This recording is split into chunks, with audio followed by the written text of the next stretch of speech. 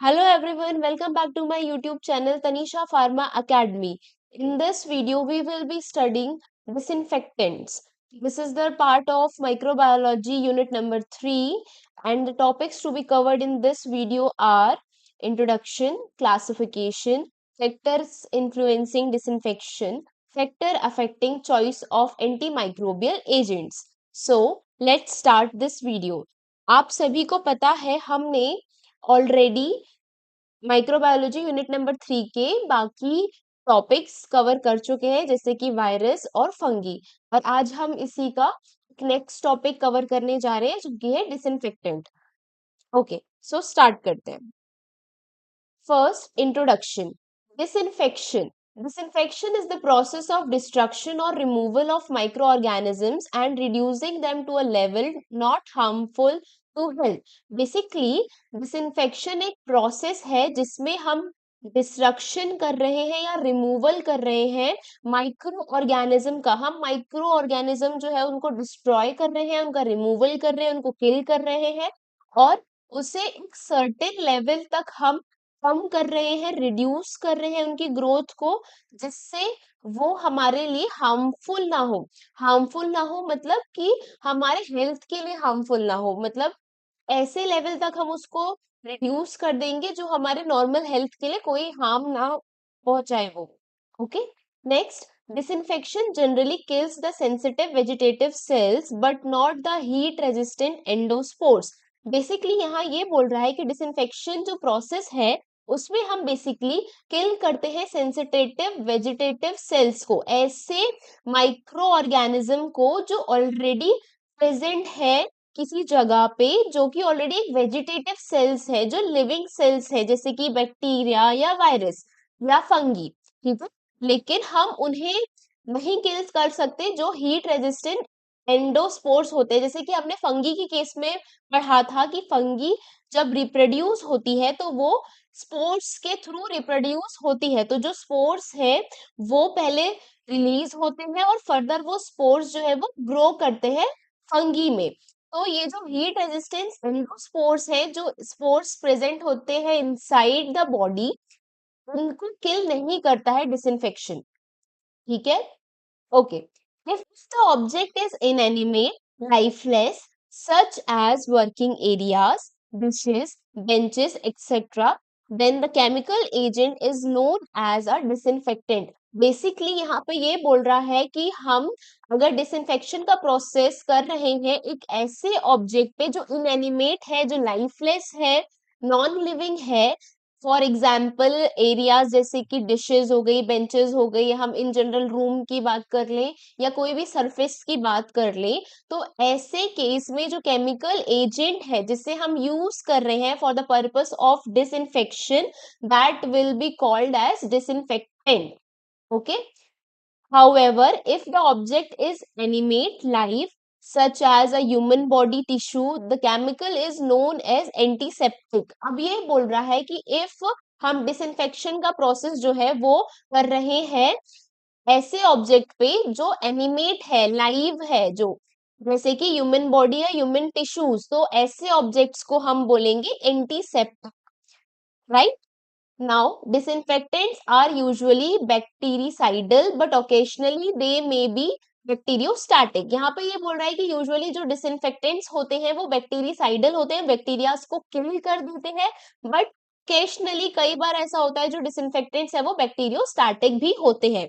अब अगर हम इस डायग्राम की बात करें, हम इस डायग्राम पे आप फोकस करेंगे तो आप देख पाओगे यहाँ पे लिखा है principle of control disinfection versus sterilisation. यहाँ पे ये बता रहा है कि डिसइंफेक्टेंट क्या है, एंटीसेप्टिक क्या है और स्टरलाइजेशन क्या है। बेसिकली अगर हम डिसइंफेक्शन का प्रोसेस कर रहे हैं इनएनिमेट ऑब्जेक्ट्स पे जो कि सिर्फ वेजिटेटिव सेल्स को मार रहा है, स्पोर्स को नहीं मार रहा, ऐसे कंपाउंड को हम डिसइंफेक्टेंट बोल रहे हैं। और अगर हम डिसइंफेक्शन का प्रोसेस कर रहे हैं ऐसे लिविंग टिश्यूज पर या वुंड्स पर, तो हम उस केमिकल को एंटीसेप्टिक बोलते हैं, राइट? और अगर हम complete destruction of all microbes including spores। अगर हम complete destruction कर रहे हैं माइक्रो ऑर्गेनिजम्स का जिसमें स्पोर्स भी प्रेजेंट है, ऐसे प्रोसेस को हम स्टरलाइजेशन बोल रहे हैं, राइट। नेक्स्ट, यहाँ पे आप देख पा रहे हो difference between disinfection and sterilisation. Basically आप देख पा रहे हो, अगर हम डिसइंफेक्शन में देखिए तो destruction of vegetative pathogens, not स्पोरोसाइडल। Basically ये क्या कर रहा है, सिर्फ पैथोजन वेजिटेटिव पैथोजेंस को डिस्ट्रक्ट कर रहा है या किल कर रहा है, लेकिन स्पोर्स को किल नहीं कर रहा। Disinfectant for inanimate object, again वही चीज लिखी हुई है, जो इनएनिमेट ऑब्जेक्ट्स हैं तो उसे हम डिसइंफेक्टेंट बोलेंगे। अगर एनिमेट ऑब्जेक्ट्स है, लिविंग टिश्यूज है, वुंड्स है, उसे हम एंटीसेप्टिक बोलेंगे। स्टरलाइजेशन की बात करें हम तो स्टरलाइजेशन में क्या हो रहा है, complete destruction of all microbial life including resistant endospore. यहाँ पे क्या हो रहा है, कंप्लीट डिस्ट्रक्शन हो रहा है all form of micro organism, whether it is viable whether it is non viable, चाहे वो एंडोस्पोर्स हो या वेजिटेटिव फॉर्म्स हो, हर टाइप ऑफ माइक्रो ऑर्गेनिज्म का डिस्ट्रक्शन हो जाता है। ठीक है, नेक्स्ट स्लाइड में आते हैं, ideal characteristics of disinfectants. Basically these are some ideal characteristics of disinfectant. First, broad spectrum, should have a wide antimicrobial spectrum. Basically हमारा जो डिसइंफेक्टेंट होना चाहिए उसका ब्रॉड स्पेक्ट्रम होना चाहिए, वाइड एंटीमाइक्रोबियल एक्शन होना चाहिए, स्पेक्ट्रम होना चाहिए, ताकि ये ग्राम पॉजिटिव और ग्राम नेगेटिव दोनों टाइप के बैक्टीरिया को किल कर सके। Second, fast acting, should produce a rapid kill. हमारा जो डिसइंफेक्टेंट होना चाहिए वो फास्ट एक्टिंग होना चाहिए, हमने जैसे ही उसे अप्लाई किया सरफेस पे तुरंत या कुछ जल्दी समय में हमारा जो बैक्टीरिया है, जो भी हमारे माइक्रो ऑर्गेनिज्म है, उसको किल करना चाहिए। Not affected by environmental factors, should be active in the presence of organic matter, example blood, sputum, feces, and compatible with soap, detergents and other chemical encountered in use। Basically इस sentence का ये meaning है कि हमारा जो disinfectant है वो हमारे जो इन्वायरमेंटल फैक्टर्स है उससे इफेक्ट नहीं होना चाहिए, उसमें हम उस वो हमारा जो डिसइंफेक्टेंट है वो एक्टिव होना चाहिए in the presence of organic matters, चाहे वहां पे ब्लड हो, चाहे वहां पे स्प्यूटम हो, फीकल मैटर हो, या कुछ भी इस टाइप का ऑर्गेनिक मैटर हो, उसकी प्रेजेंस में भी हमारा जो डिसइंफेक्टेंट है उसका जो एफिकेसी है वो कम नहीं होनी चाहिए। सिमिलरली वो कंपैटिबल होना चाहिए सोप, डिटर्जेंट्स और अदर टाइप ऑफ केमिकल जो हम यूज करते हैं डिसइंफेक्टेंट के साथ। Non toxic, should not be harmful to the user और पेशेंट। हमारा जो डिसइंफेक्टेंट है that should be non toxic, that should not harm the user और द पेशेंट, राइट।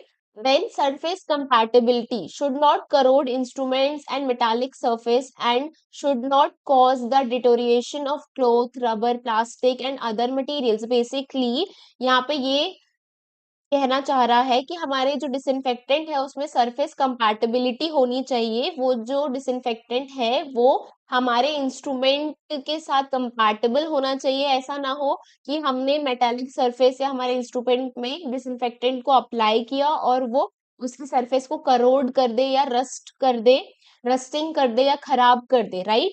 सिमिलरली जो हमारा रबर है, प्लास्टिक है, अदर जो भी सब्सटेंसेस है, मटेरियल्स है, उसे भी वो खराब नहीं करना चाहिए।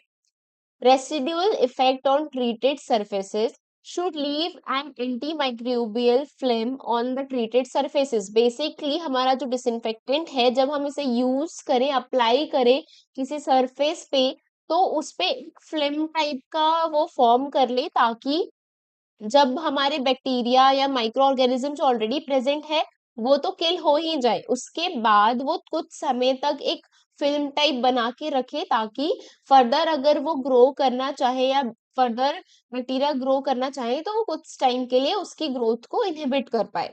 Easy to use with clear label direction, easy to use होना चाहिए, लेबल डायरेक्शन क्लियर होना चाहिए, सारी चीजें odourless should have a pleasant odor or no odor to facilitate its routine use. Basically odorless होना चाहिए या फिर एक pleasant odor होना चाहिए या odor ही नहीं होना चाहिए ताकि हम एक रेगुलरली यूज कर सके। अगर बहुत बहुत ज्यादा स्ट्रॉन्ग ओडर होगा या अनप्लीजेंट ओडर होगा तो हम उसे यूज नहीं कर पाएंगे।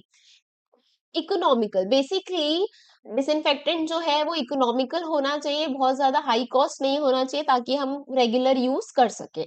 Solubility, should be soluble in water, basically हमारा जो डिसइंफेक्टेंट है that should B soluble in water. जैसे हम सभी को पता है, हम जब भी डिसइंफेक्शन करते हैं मोस्टली हम water as a solvent use करते हैं, उसमें हम डिसइंफेक्टेंट को ऐड करते हैं और फिर हम उसका स्टरलाइजेशन या डिसइंफेक्शन करते हैं, राइट।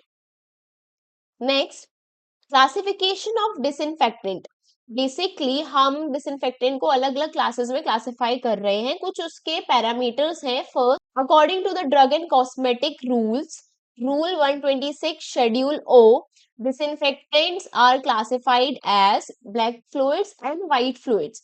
बेसिकली हम ड्रग एंड कॉस्मेटिक एक्ट के अंदर हमारे जो डिसइंफेक्टेंट है उनको दो क्लास में क्लासिफाई कर रहे हैं, जो कि है black fluid and white fluid. अब ये क्या होते हैं? White fluid, these are finely dispersed homogeneous white to off-white emulsion consisting of coal tar, acid or similar acid derived from petroleum with or without hydrocarbons and or other phenolic compounds and their derivative।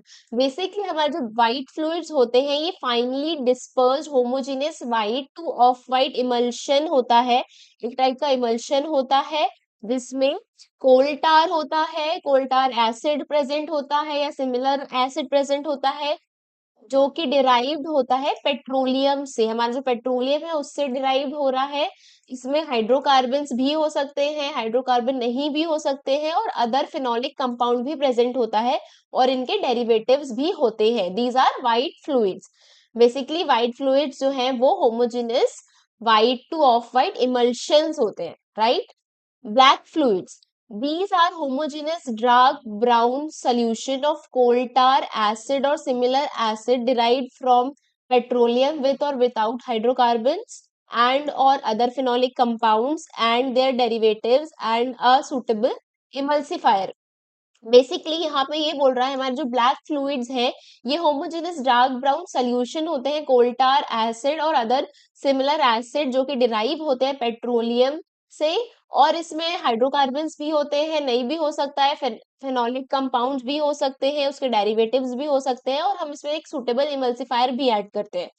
Next अगर हम देखें तो chemical classification. अब chemical classification में हम इसे अलग अलग क्लासेस में क्लासिफाई कर रहे हैं। कौन कौन से क्लासेस है? First, phenol and its related compounds, halogens, aldehydes, alcohols, dyes, heavy metals and detergents. अगर आप यहाँ पर देखो तो मैंने एक फ्लो चार्ट फॉर्म में भी आपको क्लासिफिकेशन दे रखा है। ये आपके एग्जाम पॉइंट ऑफ व्यू से बहुत इंपॉर्टेंट है। आप इस वीडियो में जितने भी आपको टेक्स्ट मिले आप उसे यूज कर सकते हो, आप लिख सकते हो एज इट इज अपने एग्जाम में, और ये जो फ्लो चार्ट है इसको आप एडिशनली ड्रॉ कर सकते हो अपने एग्जाम पॉइंट ऑफ व्यू से, आपको अच्छे मार्क्स उसमें मिलेंगे।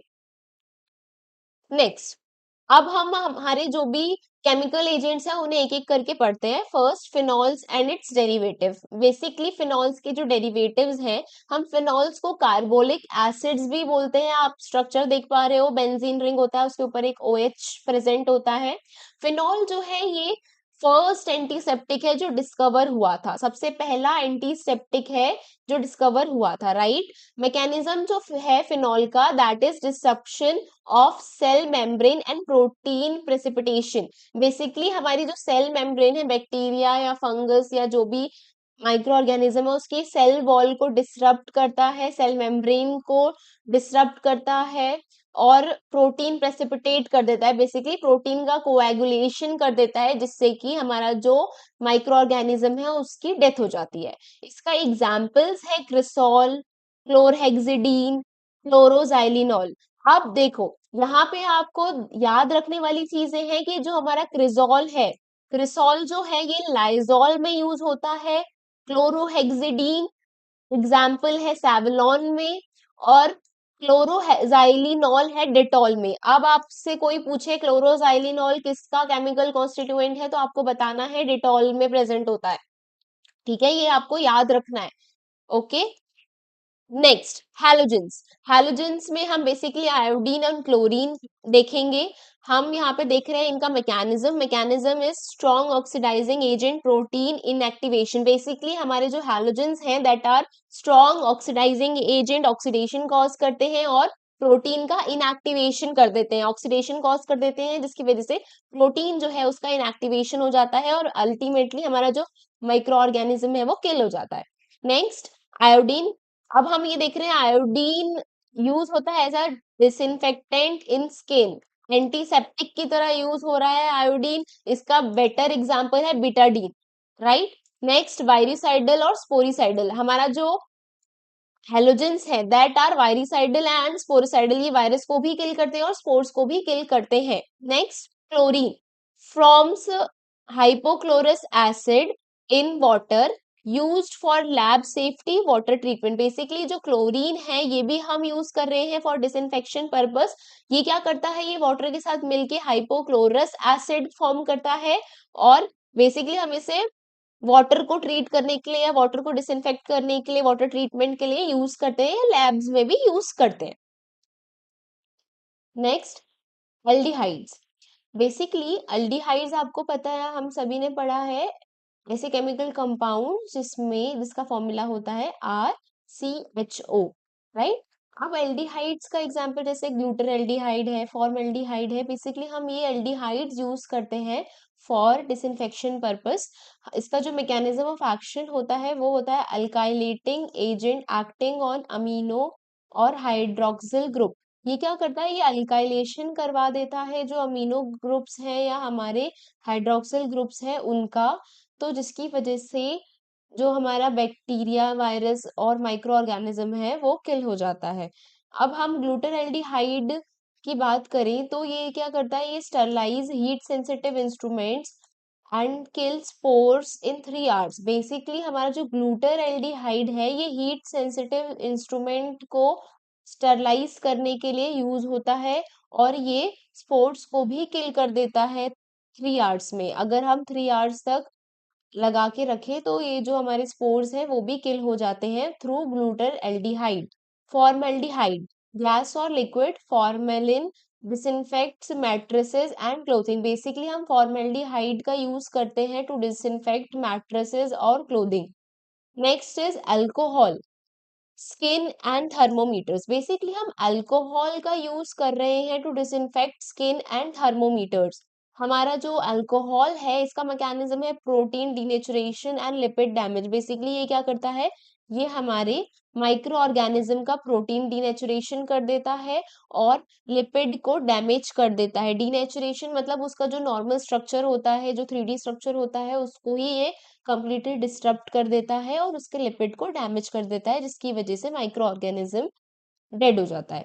नेक्स्ट, इथेनॉल 50 to 70% कंसंट्रेशन में हम यूज करते हैं।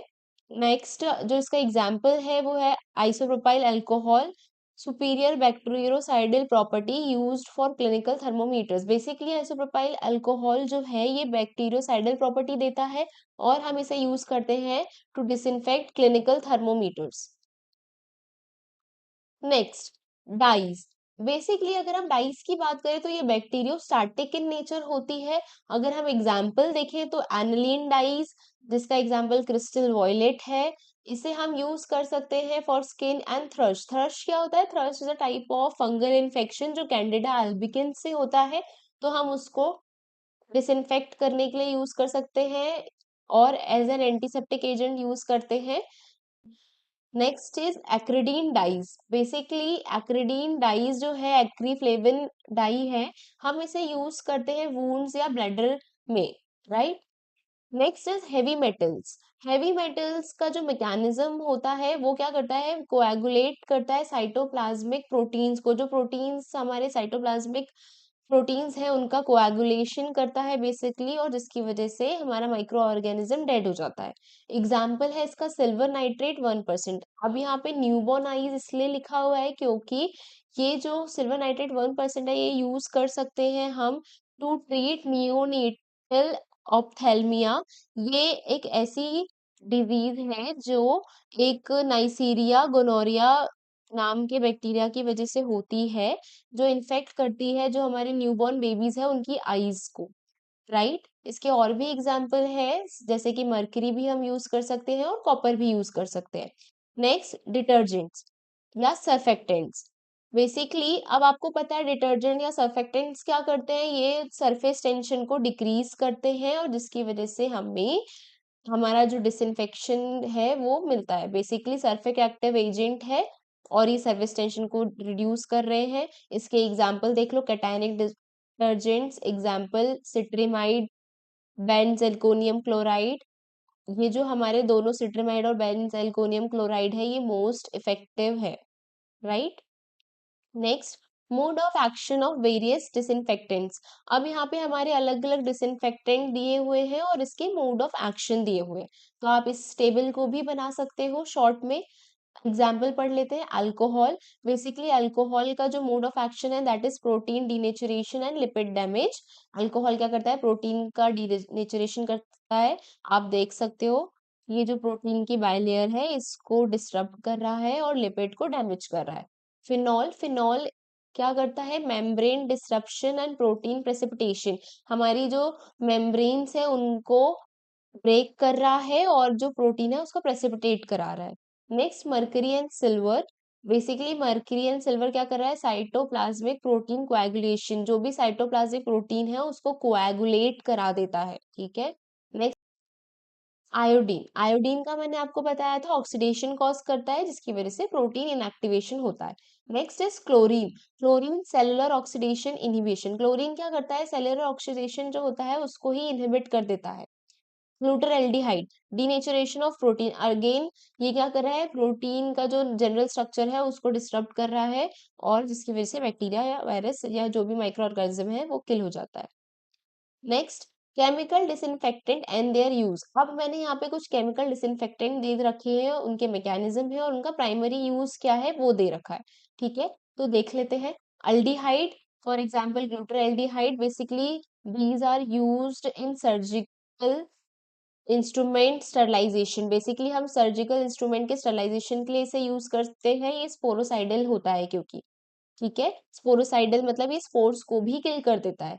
Alcohol such as ethyl alcohol और आइसोप्रोपाइल अल्कोहल, बेसिकली हम इसे यूज करते हैं स्किन एंटीसेप्सिस, थर्मोमीटर के डिसइंफेक्शन के लिए या स्किन के एज एन एंटीसेप्टिक भी यूज कर सकते हैं। 70% कॉन्सेंट्रेशन में हम यूज करते हैं। Heavy metal, for example silver and mercury, basically हम हैवी मेटल्स यूज करते हैं जैसे कि सिल्वर नाइट्रेट, ये हम ऑप्थेल्मिक प्रिपरेशन में यूज कर सकते हैं एंड सरफेस प्रिजर्वेशन के लिए भी यूज करते हैं। Next, dyes, for example crystal violet, हम इसे स्किन में यूज कर सकते हैं, म्यूकस मेम्ब्रेन में यूज कर सकते हैं, इसका बैक्टीरियोस्टैटिक एक्शन होता है। नेक्स्ट हम देख रहे हैं difference between sterilisation and disinfection. अब दिस इज इंपॉर्टेंट, ये हर बार एग्जाम में पूछा जाता है तो इसको आप ध्यान से देखिए। First, sterilisation, process by which a medium is made completely free from all form of microorganism। Basically हम स्टरलाइजेशन में हमारा जो माइक्रो ऑर्गेनिज्म है उसको completely किल कर देते हैं। All form of micro organism, whether it is viable whether it is non viable, चाहे वो अभी वेजिटेटिव फॉर्म में हो या फिर स्पोर फॉर्म में हो, दोनों ही को किल कर देता है, दोनों को ही कंप्लीट रिमूव कर देता है। Disinfection. Disinfection is the process by which the number of harmful microorganism is reduced to safe negligible level। Basically हम डिसइंफेक्शन में क्या कर रहे हैं, हम नंबर ऑफ हार्मफुल माइक्रोऑर्गेनिज्म, ऐसे माइक्रोऑर्गेनिज्म जो पैथोजेनिक इन नेचर है, जो हार्मफुल है, उनको रिड्यूस करते हैं एक सर्टेन लेवल जो कि हमारे लिए हेल्थ के लिए हार्मफुल ना हो, या एक नेग्लिजिबल लेवल तक हम उसको रिमूव कर देते हैं या उसकी ग्रोथ को इनहिबिट करते हैं। Next, micro organism destroyed kills both vegetative cells and spore. अगर मैं स्टरलाइजेशन की बात करूं तो यहाँ पे वेजिटेटिव सेल्स और स्पोर्स दोनों को किल कर देता है। अगर मैं डिसइंफेक्शन की बात करूं, kills only vegetative cells not spores, ये क्या करता है, सिर्फ वेजिटेटिव सेल्स को किल करता है, स्पोर्स को किल नहीं करता। इफेक्टिवनेस की बात करें तो हमारा जो स्टरलाइजेशन है उसमें कंप्लीटली एलिमिनेट माइक्रोब्स। मैंने आपको फर्स्ट में ही बताया था, ये कंप्लीटली रिमूवल या कंप्लीटली एलिमिनेट कर देता है माइक्रोब्स को। और अगर डिसइंफेक्शन की बात करें, only reduce the effect number of microbes, ये क्या करता है, सिर्फ नंबर ऑफ माइक्रोब्स को रिमूव करता है या कम करता है, रिड्यूस करता है। और हमारा जो माइक्रो ऑर्गेनिज्म है उसको सर्टेन लेवल तक रिड्यूस कर देता है ताकि वो हार्मफुल ना रहे। क्लीनलीनेस लेवल, अगर हम क्लीनलीनेस लेवल की बात करें तो स्टरलाइजेशन जो है रिक्वायर्स एक्सट्रीम क्लीनलीनेस। स्टरलाइजेशन का मतलब ही है एक्सट्रीम क्लीनलीनेस। अगर हम डिसइंफेक्शन की बात करें तो requires adequate cleanliness.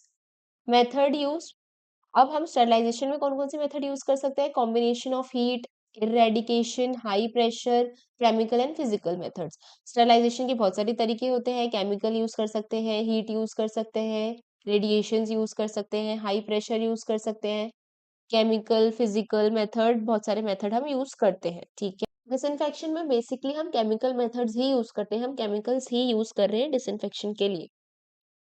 Next is common techniques. Common technique, अब हम अगर स्टरलाइजेशन की बात करें तो high temperature, steam, radiation, filtration and autoclaving.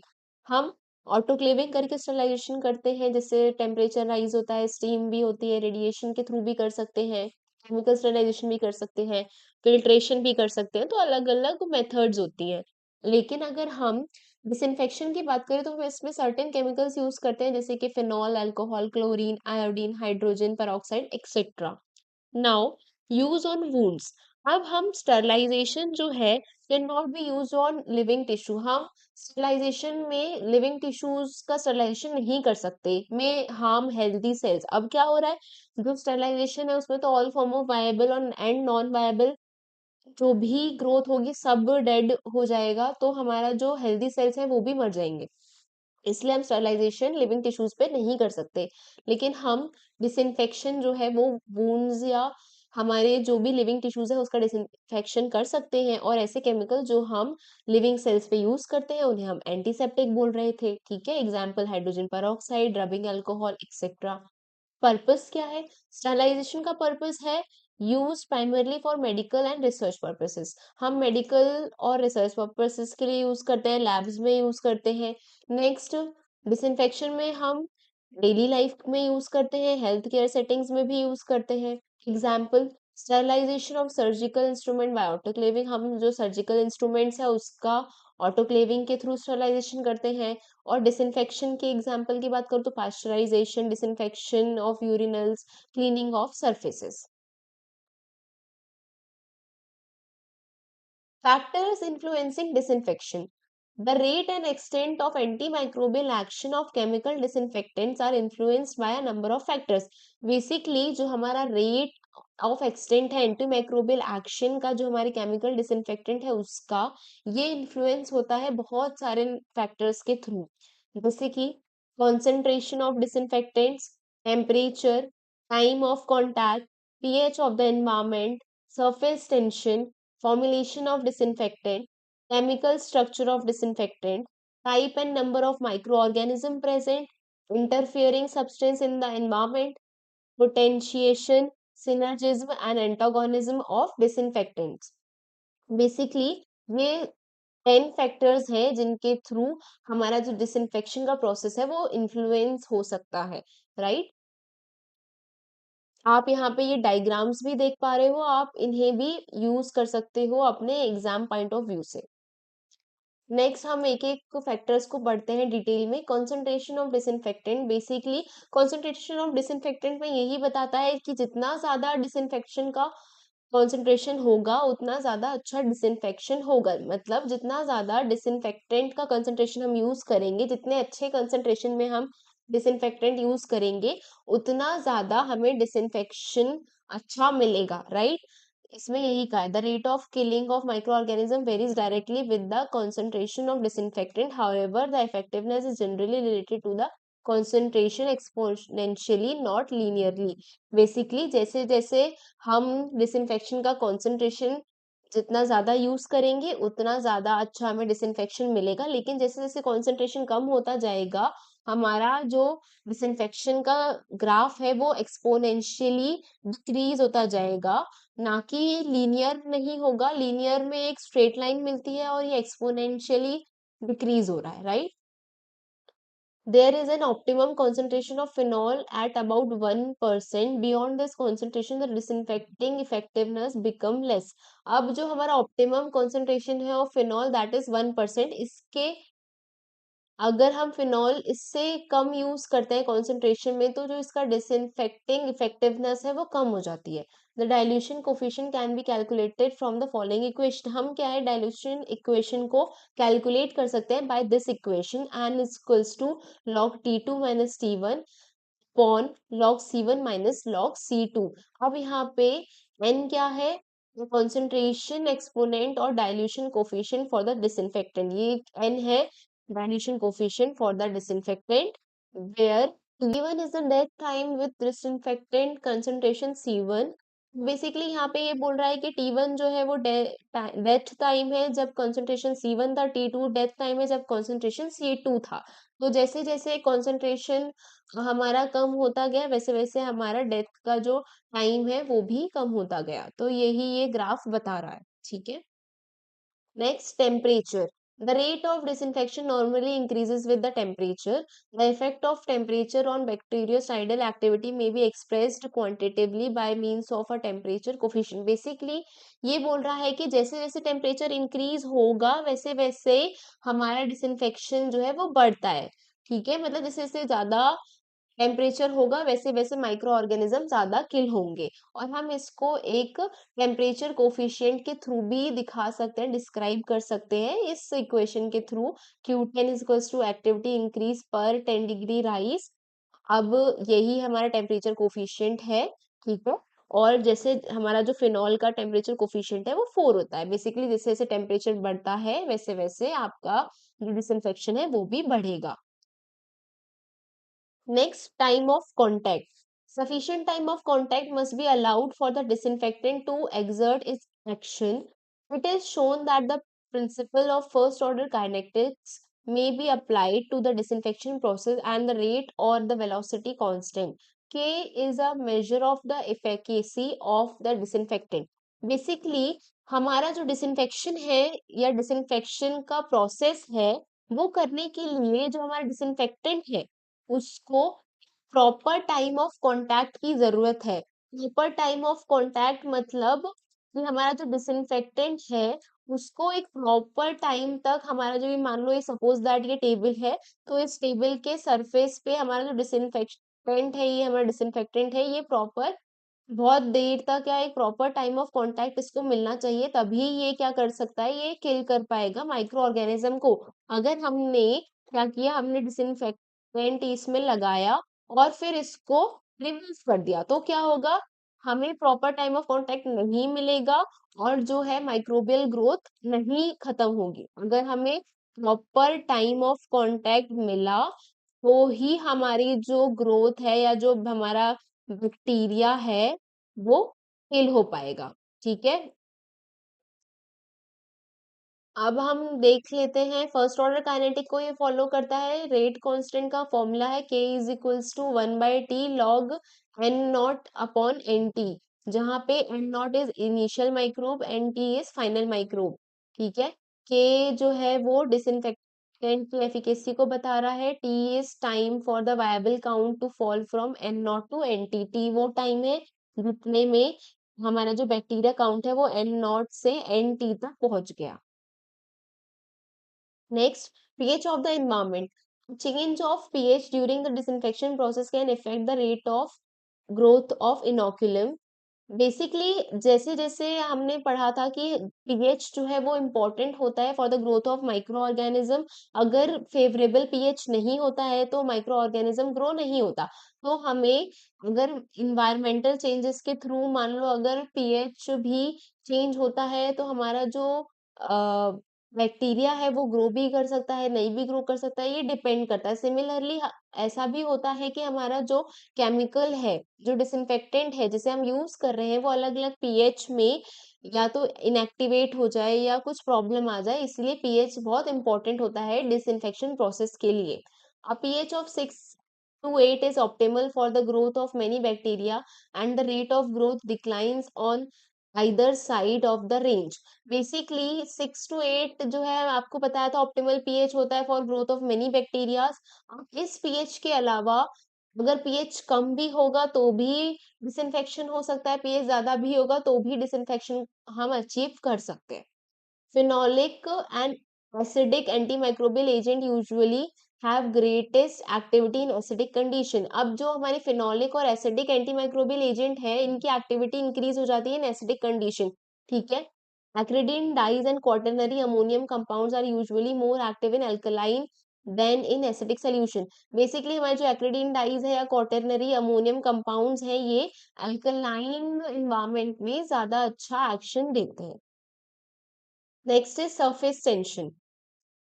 Contact between aqueous solution of disinfectant is facilitated if they have surfactant properties। Basically अगर हमारे disinfectant में surfactant properties होती है तो वो easily contact कर पाता है surface से, जो हमारी surface tension है वो reduce हो जाती है।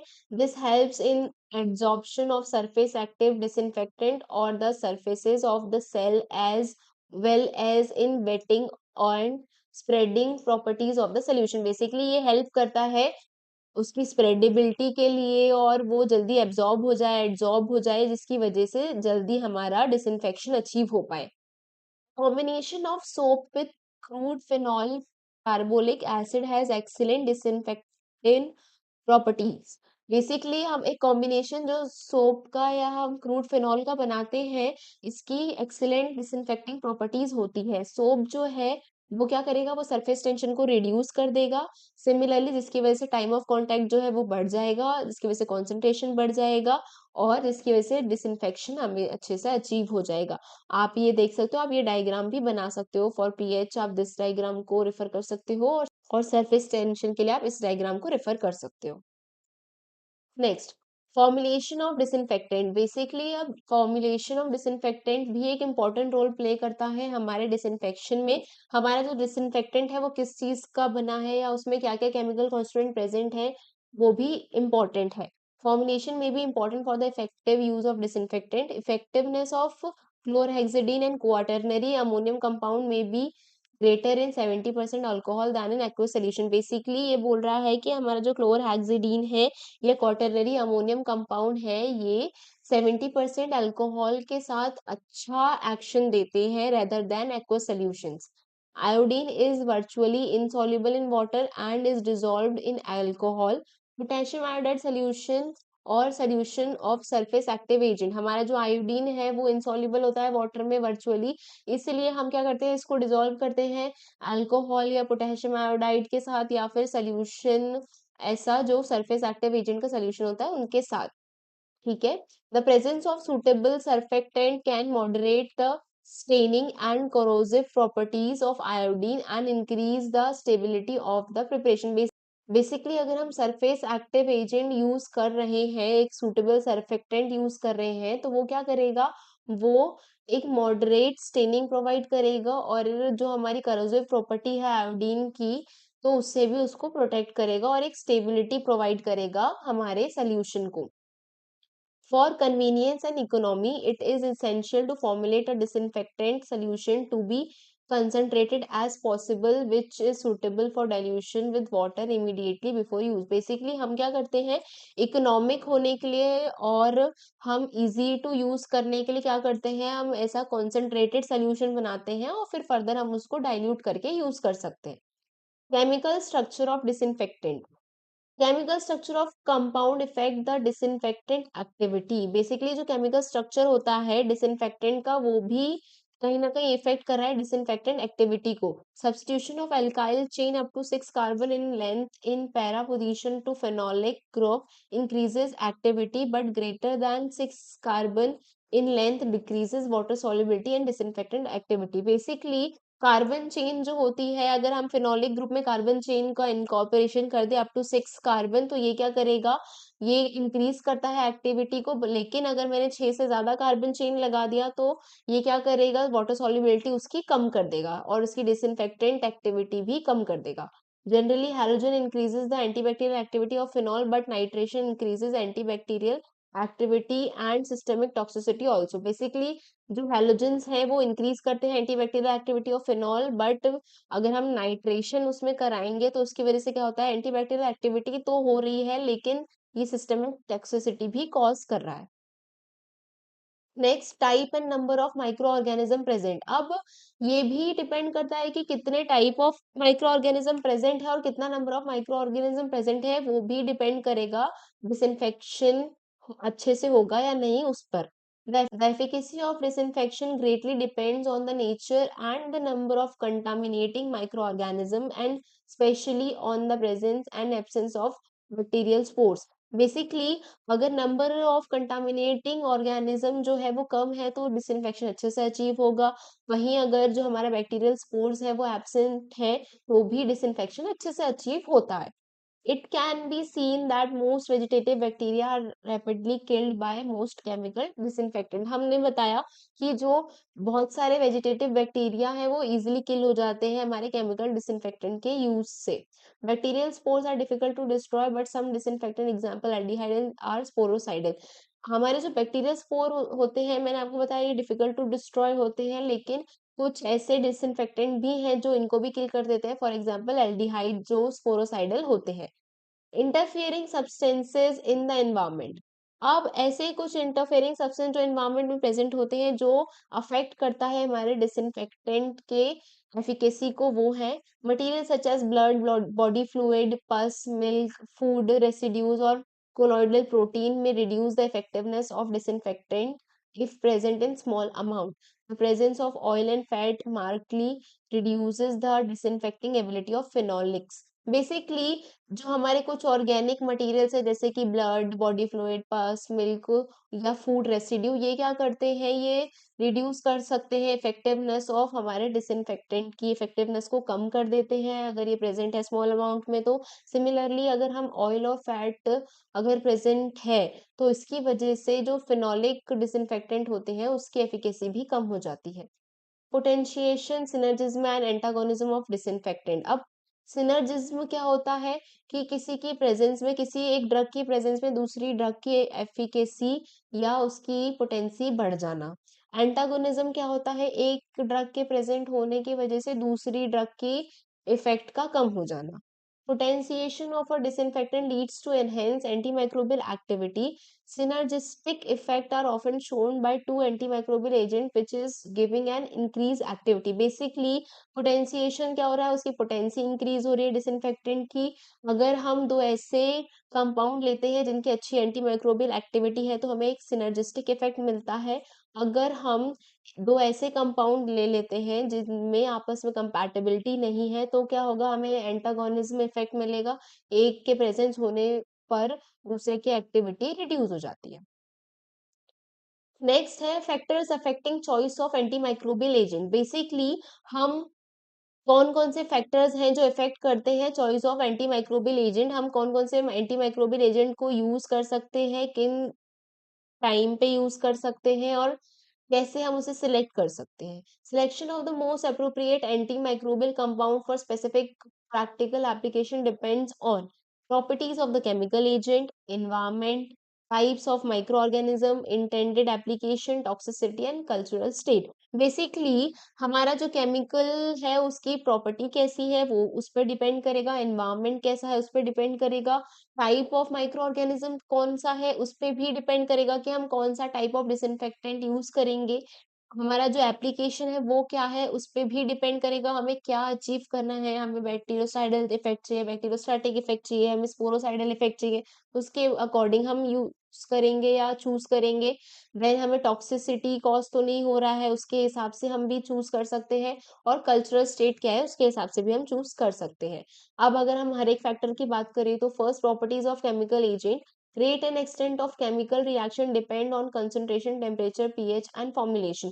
बेसिकली अगर हम केमिकल एजेंट्स की बात करें तो अगर इसका जो रेट और एक्सटेंट ऑफ केमिकल रिएक्शन होता है, ये डिपेंड करता है कॉन्सेंट्रेशन, टेम्परेचर, पीएच और फॉर्मुलेशन पे, कि कितना वो किल करेगा, कितना वो डिसइंफेक्शन करेगा। ये डिपेंड करेगा उसका केमिकल रिएक्शन कैसा है, उसका कॉन्सेंट्रेशन कितना है, टेम्परेचर कितना है, पीएच कितना है और उसकी फॉर्मुलेशन क्या है। Next, environment, organic matter, blood, pus and food residue, effectiveness by absorption और इनएक्टिवेशन ऑफ एंटीमाइक्रोबियल। मैंने आपको बताया, अगर एनवायरनमेंट में अदर मैटर, ऑर्गेनिक मैटर भी प्रेजेंट है तो इसकी वजह से भी हमारा जो डिसइंफेक्टेंट है उसकी एफिकेसी कम हो जाती है। इसीलिए हम ये भी देखकर चूज करेंगे कि एनवायरनमेंट में पस, ब्लड या इस टाइप का कुछ ऑर्गेनिक मैटर पहले से प्रेजेंट ना हो, उसके हिसाब से हम अपना डिसइंफेक्टेंट चूज करते हैं। टॉक्सिसिटी, बेसिकली हम ये देखते हैं कि हमारे जो भी डिसइंफेक्टेंट हम यूज कर रहे हैं, अगर हम उसको लिविंग सेल्स या टिश्यू पे यूज करें तो वो टॉक्सिसिटी नहीं कॉज करना चाहिए, या फिर हम ऐसे ऑब्जेक्ट्स पे यूज कर रहे हैं जिन्हें हम ह्यूमंस यूज करते हैं तो वो भी टॉक्सिसिटी कॉज नहीं करना चाहिए। तो हम ऐसे डिसइंफेक्टेंट यूज करेंगे जो नॉन टॉक्सिक हो हमारे लिए। Type of microorganisms, basically कितने type of microorganism present है, कौन से टाइप का माइक्रो ऑर्गेनिज्म प्रेजेंट है, उससे भी हम देखेंगे कि हमें कौन सा डिसइंफेक्टेंट यूज करना चाहिए। इंटेंडेड एप्लीकेशन, हमें क्या या किस टाइप का एक्शन चाहिए, उस हिसाब से भी हम देखते हैं कि हमें किस टाइप का डिसइंफेक्टेंट यूज करना है। कल्चर स्टेट, कल्चर स्टेट क्या है बैक्टीरिया की या फिर हमारे माइक्रो ऑर्गेनिज्म की, वो भी एक इम्पोर्टेंट फैक्टर है। तो यहीं पे आज हमारा जो टॉपिक है खत्म होता है। आई होप आप सभी को समझ में आया होगा। मैंने आप लोगों को इजी वे में समझाने की कोशिश की है। मैंने आपको रिटन में भी प्रॉपर मटेरियल इस वीडियो में प्रोवाइड किया है। सिमिलरली मैंने आपको छोटे-छोटे पॉइंट्स भी प्रोवाइड किए हैं और फ्लो चार्ट या फ्लो डायग्राम भी प्रोवाइड किए, जिससे आप डायरेक्टली अपने एग्जाम में यूज कर सकते हो, जिससे आपको अच्छे मार्क्स मिले। Thank you.